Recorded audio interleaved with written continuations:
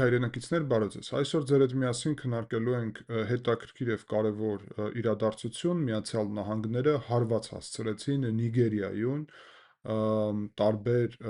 իսլամական պետության տերորիստական խմբավորումներին, բայց այն փաստը, որ Նիգերիայում հարվածներ են հասցրել օդային, Միացյալ Նահանգները իհարկե դարձել է շատ կարևոր քննարկման հարց, որովհետեւ ընդլայնում է առհասարակ Միացյալ Նահանգների ներկայությունը, ռազմական գործողությունները եւ պետք է իհարկե խոսենք նրա մասին, թե ինչ է տեղի ունեցել, ինչու է տեղի ունեցել, ինչ կապ ունի դա ընդհանուր զարգացումների հետ եւ ինչպես է տեղավորվում ստեղծված աշխարհաքաղաքական իրավիճակի հետ։ Ուստի կարծում եմ, որ չնայած նրա, որ Նիգերիան կարծես մենք երբեք չենք քննարկել եւ հայկական վերլուծական դաշտում առհասարակ այդ թեման եւ այդ ուղղությունը մեծ ուշադրություն չունի, մենք միևնույնն է հիմա պետք է ուշադրություն դարձնենք այդ հարցին իմ պատկերացումով։ Առաջին պետք է ասեմ, որ դեկտեմբերի 25-ին են հարվածներ հասցրել Միացյալ Նահանգները, անսպասելի, եւ Սոկոտո շտատ այդտեղ կա, ուրեմն մաս ֆեդերատիվ պետություն է Նիգերիան, այդտեղ այդ ուղղությամբ հյուսիս արևմտյան հատվածն է Նիգերիայի։ Նիգերիան գտնվում է Աֆրիկայի կենտրոնական հատվածում, բայց արևմտյան մասում եւ ունի ելք դեպի Ատլանտյան օվկիանոս այդ հատվածից, ուրեմն ձախ մասն է, այսպես արևմտյան մասն է Աֆրիկայի Նիգերիան եւ անկեղծ ասած քարտեզի վրա սա ցուցադրելու ուղղակի նպատակահարմարություն չեմ տեսնում, չեմ կարծում, որ այդ մակարդակով շատերը հետաքրքրված կլինեն, բայց ես իհարկե քարտեզի վրա էլ եմ ուսումնասիրում իմ համար տեղի ունեցողը։ Պետք է ասել, որ Միացյալ Նահանգների զինված ուժերի աֆրիկյան ստորաբաժանումը եւ Աֆրիկոմ այդպիսի պատասխանատու մարմին կա, առհասարակ Միացյալ Նահանգների զինված ուժերը ամբողջ աշխարհը կիսած ունեն տարբեր պատասխանատվության գոտիների եւ Աֆրիկոմը պատասխանատու է Միացյալ Նահանգների զինված ուժերի համար Աֆրիկայում։ Իրանք ըստ հանրային տեղեկատվության այս գործողությունները հարվածները տերորիստական խմբավորմանը, իսլամական պետության տերորիստական խմբավորմանը հասցրել են Նիգերիայի իշխանությունների հետ համաձայնության հետևանքով եւ նույնիսկ պաշտոնական Աբուջայի ոչ միայն թույլտվության, այլ դիմումով, բայց սա կասկածելի է իրականում, սրա մասին մի փոքր ավելի ուշ։ Ըստ Աֆրիկոմի հայտարարությունների չեն ասում, որտեղից են հարվածը, ինչով են հարվածը եւ ուղղակի գիտենք, որ նավեր են հարվածը, ինչպես նաեւ ինչքանով հասկանում եմ, նաեւ օդային կոմպոնենտ է մասնակցել սրանում։ Խոսք է գնում քաղաք Ջաբոյի մասին, որտեղ որ Reuters-ը չի կարողացել պարզել ինչ է տեղի ունեցել, բայց Al Jazeera-ն, որը ավելի ներկայություն ունի, պարզել է, որ հարվածները տեղի են ունեցել հենց քաղաք Ջաբոյի ուղղությունով։ Ում են հարվածել։ Իսլամական պետության տերորիստական խմբավորմանը շատ տարի է հյուսիս-արևելյան հատվածում Նիգերիայի գործում է տերորիստական խմբավորում Բոկո Հարամը, որի մասին երևի լսել եք, որը գործում է քրիստոնյաների դեմ կոնկրետ։ Իրանք իսլամիստական խմբավորում են, որի նպատակն է քրիստոնյաների դեմ ուրեմն տերորիստական հարձակումներ, եկեղեցիներին են հարձակվում, ուղղակի քրիստոնյաներին են հարձակվում եւ այլն։ Նիգերիան, որ պատկերացնենք, շատ մեծ պետություն է եւ ձեր հետ միասին պետք է իհարկե դա էլ քննարկենք։ Նիգերիան հսկայական բնակչություն ունի, մոտավորապես 200 միլիոն մարդ է ապրում Նիգերիայում, 50-ից 55%-ը այդտեղ մուսուլման են եւ ապրում են հյուսիսում, եւ 45%-ը մոտավորապես քրիստոնյա են, ապրում են հարավում։ Մեջտեղի հատվածը հարավի եւ հյուսիսի միջև խառնը կրոնական բաղադրիչ ունի, համ քրիստոնյաներ կան, համ մուսուլմաններ եւ հենց այդ մեջտեղի հատվածում հատկապես այս իսլամիստական տերորիստական խմբավորումները տարբերենք իսլամիստականը իսլամականի հետ, հա, տարբեր բաներ է։ Իսլամիստական դա քաղաքական իսլամն է, իսլամականը ուղղակի կրոնական բաղադրիչ է, ով օգտագործում է կրոնը քաղաքական նպատակներով, իրանց իսլամիստ են կոչում։ Այս իսլամիստական տերորիստական խմբավորումները շատ ակտիվ այդ հատվածում ուրեմն գործում են Բոկո Հարամը եւ բացի դրանից գործում է նաև ISWAP կոչվող խմբավորումը Islamic State West Africa Province, իսլամական պետության արևմտյան Աֆրիկայի շրջան։ Եվ եթե ուշադիր լինենք, հարգելի այրենակիցներ, ես ձեր հետ կիսվել էի նաև իմ վերլուծությունում, որ մոտավորապես մի քանի օր առաջ Միացյալ Նահանգները հարվածներ են հասցրել իսլամական պետությանը Սիրիայում։ Եվ Սիրիայում ինչու, որովհետև կենտրոնական Սիրիայում Պալմիրայում իսլամական պետություն տերորիստական խմբավորումը սպանել էր 3 ամերիկացի զինծառայողին։ Դրանից հետո հարվածներ տեղի ունեցան Միացյալ Նահանգների կողմից։ Հիմա Սիրիան և Նիգերիան իրարից բաժանում է հազարավոր կիլոմետրեր, բայց նույն իսլամական պետություն տերորիստական խմբավորումն է։ Ինչ է իսլամական պետություն տերորիստական խմբավորում։ Դե իրանք իրանց տերորիստական խմբավորում չեն համարում, դա պարզ է, ուստի իրանք իրաց համարում են իսլամական պետություն, որ պետք է ձևավորեն աշխարհում միակ մեկ իսլամական պետություն, առանց տարբերությունների։ Նկատի ունեմ միավոր են բոլոր մուսուլմաններին մեկ պետության մեջ, այսպիսի գաղափար ունեն։ Նախկինում եղել է թե չէ իսլամական պետություն, ոչ միայն նախկինում, հիմա էլ կա։ Հիմա Իրանը իսլամական պետություն է, ուղղակի շիա, իսկ շիաները 10% են միջազգային ուրեմն առումով մուսուլմանների եւ շատ քիչ են եւ 90%-ը սուննի են։ Այս իսլամական պետություն գաղափարը սուննի իսլամական պետության գաղափար է, իրանք շիաների հետ հեչ լավ հարաբերություններ չեն, կարճ ասած։ Հիմա ինչու՞մ է իսլամական պետության գաղափարը, նույնիսկ Իրանի շիա առումով, որ ամբողջ իսլամական աշխարհը պետք է միավորվի մեկ պետության մեջ, հետո էլ ամբողջ աշխարհը պետք է դառնա իսլամական պետություն։ Վերջ։ Շատ հեշտ եւ պարզ։ Բայց Իրանը հասկանալով իր սահմանափակումները, այդ քաղաքականությունը այդքան էլ ակտիվ չի ծավալում, շատ վայրերում առնվազն այդ քաղաքականությունը այսպես ագրեսիվ, հաշվի առնելով իր թուլությունները, չի ծավալում։ Նախկինում ունեցել ենք թե չէ իսլամական պետություն, այո, ունեցել ենք, ավելին ձեզ ասեմ, մենք ենք ապրել, նկատի ունեմ հայ ազգը եւ մեր նախնիները իսլամական պետությունում, այսինքն Օսմանյան կայսրությունում։ Մենք ենք իրանց անվանում Օսմանյան կայսրություն։ Իսկ ով է ասել, որ իրանք իրանց այդպես են համարել։ Իրանք իրանց առաջերտին համարել են իսլամական պետություն։ Իսկ Օսմանյան կայսրության ղեկավարը եղել է առաջերտին խալիֆ, իսլամական պետության ղեկավար, խալիֆ այն առումով, որ ինքը նաև տեր է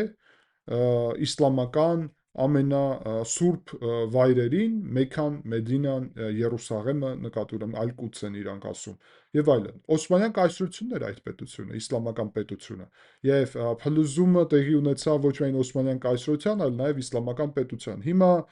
Թուրքիան պաշտոնապես այս իսլամական պետություն տերորիստական խմբավորման դեմ է պաշտոնապես։ Բայց ոչ պաշտոնապես, ասեմ ձեզ, որ կան տվյալներ, որ իրանք են ստեղծել իրականում։ Եվ բացի նրանից, որ իրանք են ստեղծել, իրանք են պայքարում իրանց դեմ, բայց իրանց հետ պայքարելու շնորհիվ ամրապնդում են Թուրքիայի դիրքերը։ Խոսքին, Սիրիայում ձևավորեցին իսլամական պետություն, հետո պայքարեցին իսլամական պետության հետ, բերեցին իշխանություն Ահմեդ ալ-Շարային եւ վերջ։ Այսօր թուրքական իշխանություն է Սիրիայում, բայց իսլամական պետությունը այսպիսի տրամաբանություն կա մոտավորապես։ Թուրքիան մտնում է եւ ասում է՝ դուք չեք է իսլամական պետությունը, այս տերորիստական խմբավորումը, դուք կարող եք այդ գաղափարը ունեք, ինչը լավ է, բայց իրական իսլամական պետությունը ես եմ, եղել եմ նախկինում եւ հիմա էլ նորից ես եմ, խալիֆն էլ Էրդողանն է մոտավորապես այդ տրամաբանությամբ։ Ուստի սա նուրբ է, սա ես ձեզ պարզ այսպես ուղիղ բացատրեցի, բայց թուրքական դերը իսլամական պետության ուղղությամբ շատ մեծ է։ Մենակ Թուրքիան չէ, այդ տերորիստական խմբավորման վրա տարբեր ազդեցություններ կան։ Հիմա Միացյալ Նահանգների հարվածը իսլամական պետությանը կոնկրետ Սիրիայում մեծ բան է։ նախորդ վերլուծությունը մեր խոսում էր Սոմալիայում տեղի ունեցողի մասին, որտեղ որ Ալ-Շաբաբ տերորիստական խմբավորումն է, որը նաև իսլամական պետության տերորիստական խմբավորման մաս է, եւ Սոմալիայում նաև Թուրքիան եւ Իսրայելը եւ Միացյալ Նահանգներն էլ ինչ-որ առումով առճակատվում են իրար հետ, հարգելի հայրենակիցներ, Սոմալիայում։ Ուրեմն մենք տեսնում ենք Սիրիա, Սոմալիա եւ հիմա Նիգերիա, եւ Նիգերիայում էլ իսլամական պետության դեմ արդեն գործողություններ է վարում Միացյալ Նահանգները։ Բացի դրանից, ինչպես է սա ներկայացնում նախագահ Դոնալդ Տրամպը, որ քրիստոնյաներին է պաշտպանում տերորիստական խմբավորումներից մուսուլմանների գործով, խոսքով չէ, գործով։ Դա ընդհանուր առումով, այսպես ասեմ, քաղաքական բաղադրիչի մասին եմ խոսում, այս ոչ թե կրոնական, հուսով եմ բոլորը շատ լավ հասկանում եք։ Մեզ ձեռնտու է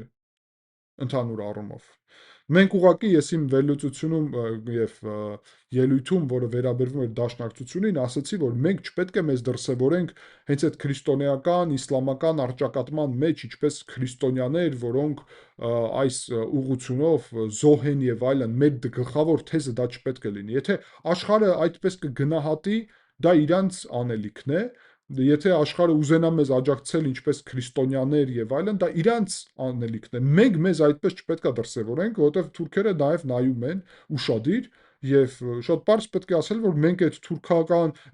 կողմի հետ եւ ադրբեջանական կրոնական առումով հակամարտության առճակատման թեզերի մեջ մտնելու որևէ օրակարգ չունենք եւ քաղաքացի կտրիչ Ներսյանը եւ Դաշնակցությունը այդ են փորձում։ Իսկ եթե իրանք այդ են փորձում, Մոսկվան այդ է փորձում, դուք ինքներդ ձեզ հարց տվեք, ինչու է Մոսկվան դա փորձում։ Դրա համար որ մենք չպետք է մտնենք այդ առճակատման մեջ, որ դառնանք թիրախ եւ զոհ ուրեմն մուսուլմանների կամ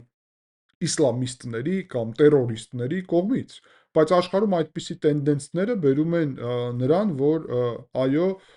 Միացյալ Նահանգները փորձում են քրիստոնյաներին պաշտպանել տարբեր տեղերում, որոնք տերորիստական հարձակումների են ենթարկվում։ Հիմա Հայաստանի դեմ տերորիստական հարձակումներ չկա, չի եղել եւ շատ լավ է, որ չլինի նաեւ, հա, Լեռնային Ղարաբաղի թեզը, որ եւ թեման առանձին հանենք։ Նկատի ունեմ Հայաստանի միջազգայինորեն ճանաչված տարածքների ուղղությունով նկատի ունեմ եւ դա շատ կարեւոր հարց է։ Այդ ուղղությամբ Միացյալ Նահանգների հետ համագործակցելը շատ կարեւոր է։ Մեր անվտանգային համակարգները պետք է կարողանան համագործակցել, որովհետեւ բաց սահմանների դեպքում հնարավոր է, որ լինի ինչ-որ սպառնալիքներ տարբեր տերորիստական խմբավորումների կողմից Հայաստանի ուղղությամբ։ Ես չեմ ասում, որ սա անպայման այդպես կլինի, բայց առնվազն սպառնալիքները, երբ սահմանը բացվի, կաճեն այդ սպառնալիքները եւ մենք ուղղակի պետք է պատրաստ լինենք այդ սպառնալիքների համար։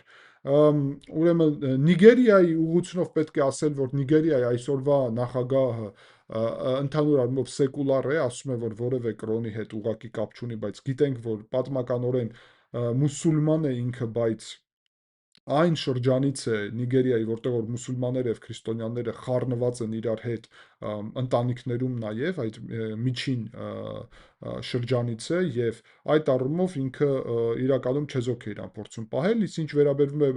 փոխնախագահին, ապա փոխնախագահը հստակորեն